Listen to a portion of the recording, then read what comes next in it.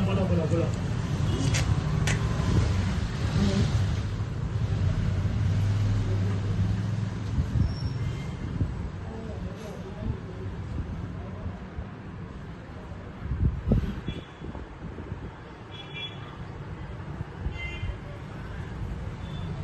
આ પાનાની અંદર તમે જોઈ શકો છો કે આપણે ગેટસેટનું ફક્ત એક ટીપું પાડ્યું અને આ પાણી જે છે એ આખા પાનાની અંદર ધીમે ધીમે પ્રસરવા લાગ્યું છે અને આની અંદર આપણે જે પાણી નાખ્યું હતું એ પાણી એની એ જગ્યાએ ઊભું છે અને તમે જોઈ શકો છો કે આ પાનું જે છે એ પાનાની નીચેની સાઈડ પણ દવા અસર કરી રહી છે અને ધીમે ધીમે જો પાનું જે છે એ આ પાણી છે એ આમ ધીમે ધીમે ઉપરની તરફ અને સાઈડની તરફ જો આ તમે જોઈ શકો છો કે પાણી આ ઢાળ ઉપરની સાઈડ છે છતાં પણ આ પાણી ગેટસેટ નાખ્યા પછી ઉપરની સાઈડ આવી રહ્યું છે અને આખા પાનાની અંદર એના પક્ષે આ જગ્યાએ પાણી ત્યાંના ત્યાં જ ઊભું છે.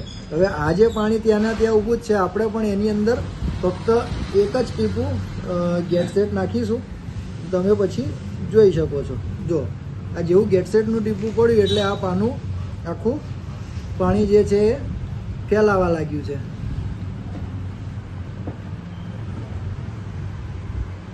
અને આજે આપણે નાખ્યું પછી આ પાનાની પાછળની સાઈડ પણ આ પાણી ઉતરી જાય છે એટલે જો પાનાની પાછળની સાઈડ જીવાત હોય તો આ ધીમે ધીમે પાણી શોષાય અને પાછળની સાઈડ પણ એટલે કે જો કદાચ નીચેની સાઈડ સ્પ્રે ના કર્યો હોય તો પણ આ કામ કરે છે. તો તમે આ જોઈ શકો છો કે ગેટસેટનો આની અંદર ફક્ત એક ટીપું નાખવાથી થાય છે. આનો ગેટસેટનો જે પંપની અંદર ડોઝ છે તે 5 ml છે. તમે કોઈ પણ નિંદામણનાશક દવા, જંતુનાશક દવા કે ફૂગનાશક દવાની સાથે આનો ઉપયોગ કરી શકો છો. અને આ પાનાની અંદર પણ આપણે હમણાં નાખ્યું તો જો આ ધીમે ધીમે બધું આવી ગયું. આ પાનું પણ લગભગ દવા જે છે વધીને 1 કે 2 મિનિટની અંદર આખી પાનાની અંદર દવા શોષાઈ ગઈ છે.